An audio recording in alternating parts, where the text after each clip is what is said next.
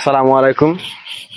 আমরা যে 50টি পেঁপে চারা লাগিয়েছিলাম আরো 1-1.5 মাস আগে, সে গাছগুলোতে আজকে সার দিয়ে দিব। 3 ধরনের সার দিব আজকে। এ সাইড দিয়ে রিং করে নিয়েছি। 3 ধরনের সারের ভিতর হচ্ছে ডিএপি 50 গ্রাম, ইউরিয়া 30 গ্রাম এবং ম্যাগনেসিয়াম 10 গ্রাম। চারো সাইডে দিয়ে দিতেছি। এরপরে মাটিগুলো সাইডে নামিয়ে দিব। সারগুলোকে ঢেকে দিচ্ছি মাটি দিয়ে।